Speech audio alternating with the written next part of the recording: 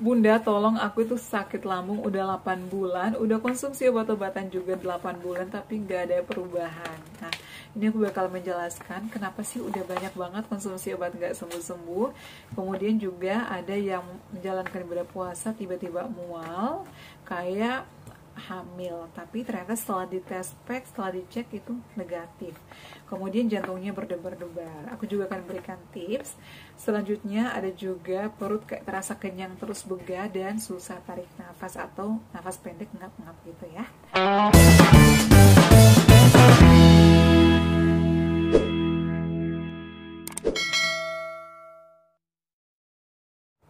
Assalamualaikum warahmatullahi wabarakatuh. Halo semuanya, kembali lagi di channel aku Adeva dan Bunda. Apa kabarnya teman-teman? Semoga sehat selalu ya.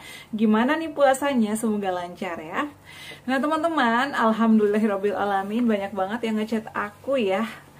Asam lambung GERD anxiety ini memang banyak banget sensasi, tapi banyak juga yang udah sembuh ya. Jadi kalian gak usah takut, gak usah khawatir, karena aku juga pernah ada di posisi itu. Dan teman-teman aku itu menekankan, aku itu bukan dokter. Aku hanya sharing berdasarkan pengalaman pribadi aku. Jadi apapun yang aku lakukan pada saat aku berjuang, pada saat aku pemulihan, kalau misalnya membaik, cocok sama aku bakal share ke kalian ya. Jadi aku tuh bukan dokter. Makanya kalau aku misalnya kayak bertele-tele, terlalu panjang lebar menjelaskan, karena aku itu bukan dokter, aku tuh semuanya berdasarkan pengalaman pribadi aku ya.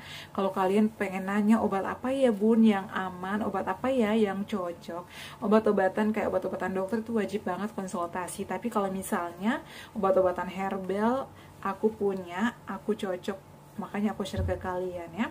Dan obat-obatan yang dari dokter juga aku ada, seperti omeprazol ya, kemudian domperidon, rebamipid, sukralfat. Ada beberapa obat-obatan juga yang pada saat itu diberikan, apalagi setelah endoskopi, aku itu diresepkan namanya Nexium dan juga Fometa. Tapi itu adalah obat yang wajib banget dari dokter, harus konsultasi ya, sesuai resep dokter, karena namanya obat-obatan itu sensitif, jadi jangan sampai salah ya. Kalau kalian mau samaan dengan obat aku, saran aku harus konsultasi dulu ke dokter, karena kondisi masing-masing orang itu beda ya. Kondisi aku, si A, si B beda. Karena pada saat itu hasil endoskopi aku adalah gastritis, terjadi peradangan di dinding lambung aku, jadi sensasinya banyak. Aku juga ada sensasi GERD, cairan asam lambung kembali ke esofagus. Kenapa sih cairannya itu kembali ke esofagus? Karena katup lambung kita itu melemah atau terbuka, sehingga asamnya itu nggak bisa tenang di perut, bakalan naik lagi, dan sensasinya itu banyak, kayak berasa terbakar di dada, kemudian di kerongkongannya kayak mengganjal, ngap, sesak, kayak ada juga jantung berdebar. Itu banyak banget sensasinya, pusing, kelayangan, karena asam lambung itu kalau udah naik itu menyebar kemana-mana, bisa menghampiri telinga, mempengaruhi urat saraf kita, jadi mata kita kayak buram, kelayangan, dan masih banyak lagi sensasi yang lainnya. Nah teman-teman tahu nggak, pertanyaan kalian tuh aku sampai print loh ya, ini banyak banget. Kenapa?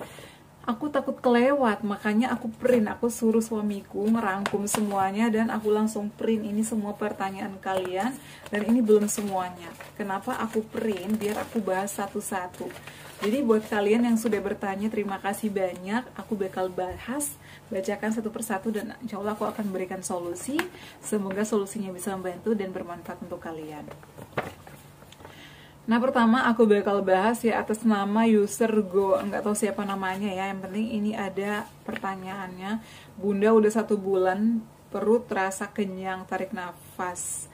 Jadi ini mungkin dia ngap, tarik nafas itu kayak nggak plong ya, nafas pendek. Aku juga pernah ngalamin ini. Itu juga karena ada asam lambung teman-teman. Asam lambung itu naik, jadi itu nggak tenang di perut, sehingga bisa menimbulkan banyak sensasi. Asam lambung itu udah naik bisa jadi gas. Jadi biasanya kita itu perutnya kembung, kemudian begas, sendawa, kadang juga nafasnya ngos-ngosan, nggak plong.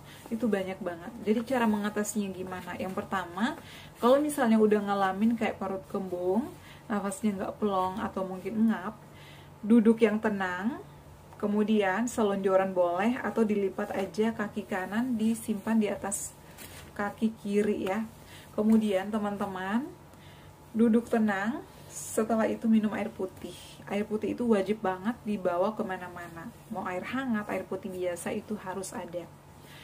Setelah minum, tenangkan pikiran sambil senderan bisa, atau mungkin kalian ada di ruangan terbuka ya, sambil duduk, kemudian tarik nafas, atur nafas ya. Aku tuh biasanya tarik nafas panjang, kemudian tenangkan sekitar atau tahan sekitar 3 detik, lalu dihembuskan melalui mulut secara perlahan-lahan. Caranya seperti ini ya.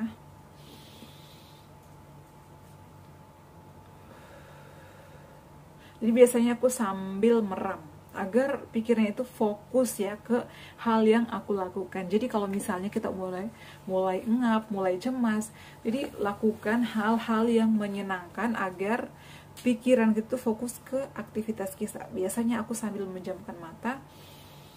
Ayo. Itu lakukan beberapa kali, insya Allah bisa membantu. Nah, kemudian ini ada pertanyaan juga ya. Pertanyaan kedua, aku bakal baca, namanya Adelia Mardisih. Halo, selamat malam, selamat pagi, selamat siang. Dok, minta saran, semenjak puasa saya sering mual muntah, tapi dahak rasanya enak kalau nggak bisa keluar. Dikira hamil, tapi biasanya nggak nyeri, perut bawah keras. Dicek negatif, mohon konfirmasinya. Karena dulu perawan udah kena mah, detak jantung kencang kadang-kadang. Nah teman-teman, jadi aku selalu menginformasikan aku tuh bukan dokter ya. Aku juga pejuang, yang mantan pejuang asam lambung, yang alhamdulillah saat ini bisa sehat lagi, bisa sembuh lagi berkat ikhtiar ya, doa alhamdulillahnya, dan juga dibantu beberapa obat-obatan herbal maupun obat-obatan dokter. Nah jadi teman-teman, kalau misalnya puasa sering mual, puasa itu memang kita membutuhkan waktu sekitar 14 jam. Perut kita itu kosong. Kenapa kita mual? Ini biasanya asam lambung kita naik.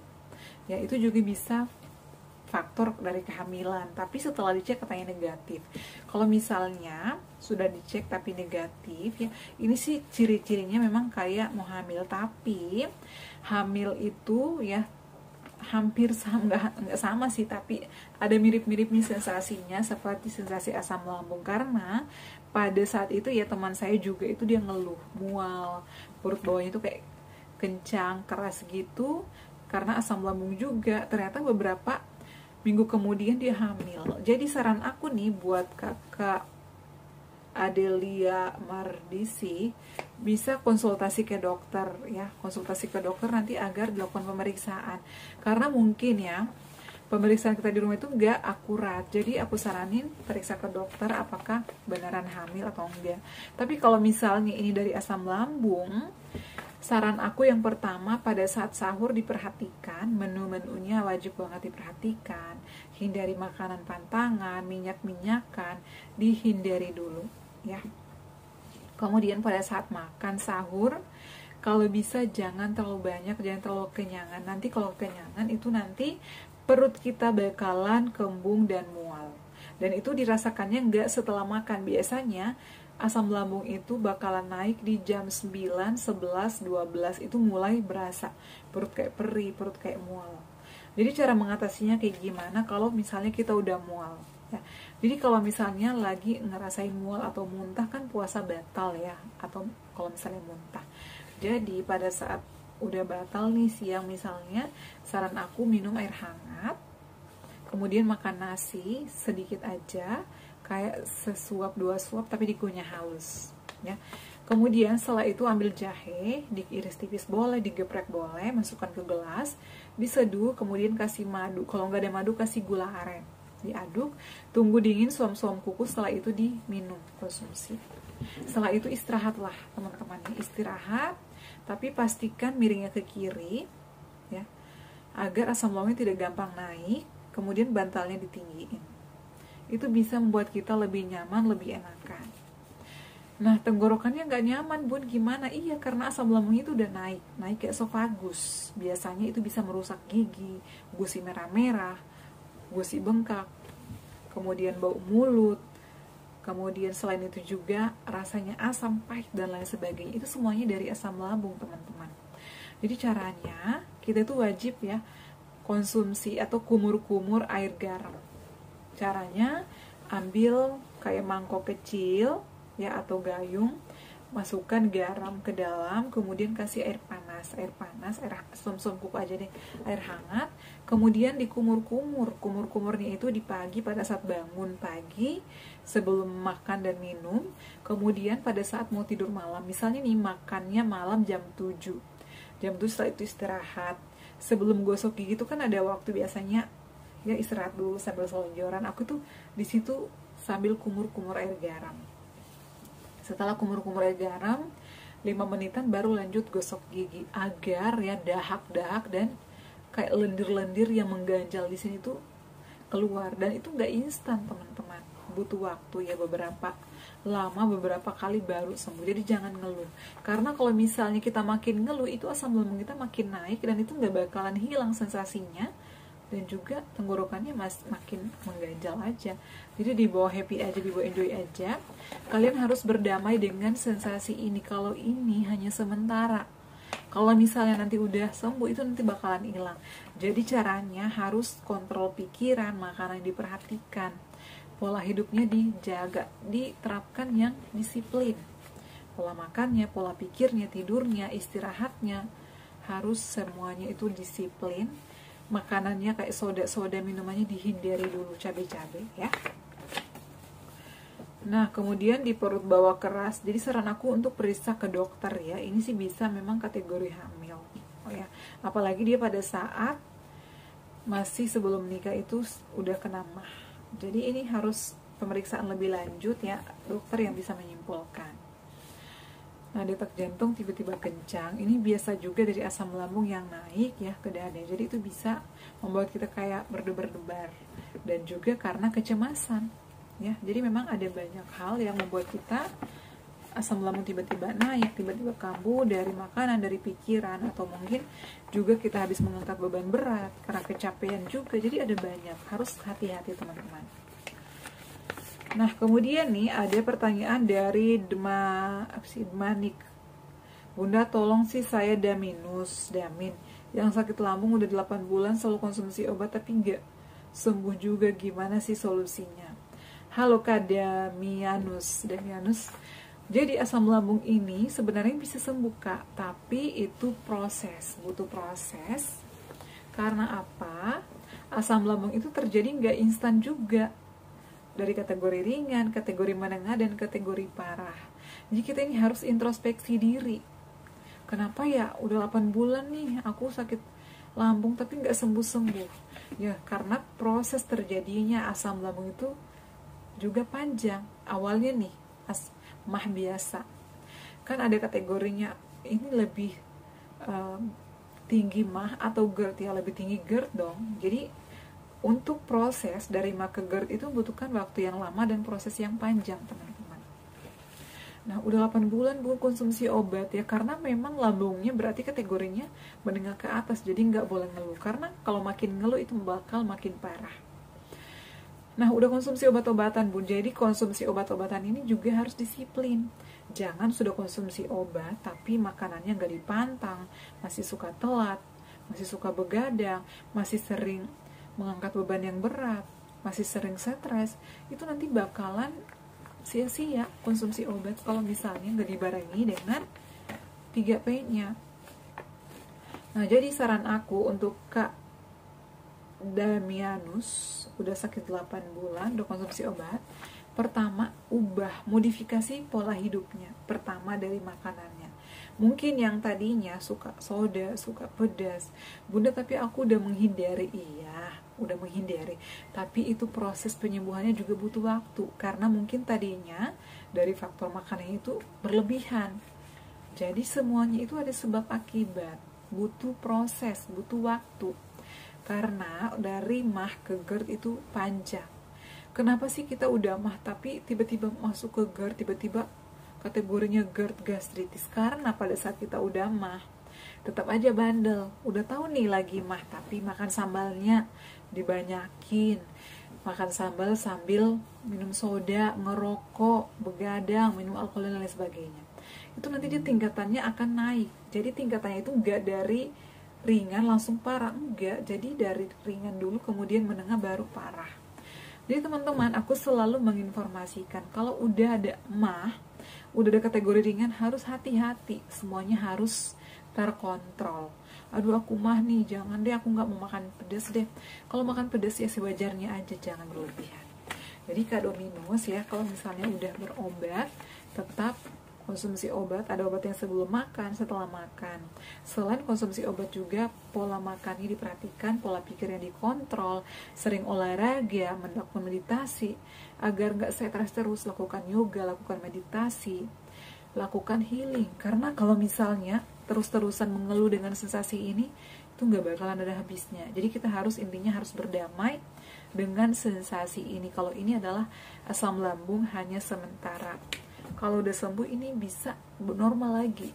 Kita bisa bahagia lagi, bisa menjalani aktivitas lagi dengan normal, dengan lancar. Nah kalau misalnya nggak mau ketergantungan sama obat-obatan dokter, ya boleh konsumsi madu Z-Smart atau madu-madu alami yang lainnya. Aku saranin ini karena yang cocok sama aku ini ya. Tapi sama, pada saat konsumsi obat apapun, makanannya harus dikontrol, pikirannya harus dikelola, begadangnya nggak boleh. Jadi harus diatur semuanya agar kita cepat pemulihannya dan jangan terus-terusan mengeluh. Kalau misalnya masih sering perih perutnya, aku saranin untuk konsumsi tepung Garut. Tepung Garutnya itu seperti ini. Kalau nggak ada tepung Garut, bisa rutin konsumsi air tajin, itu juga bagus untuk lambung.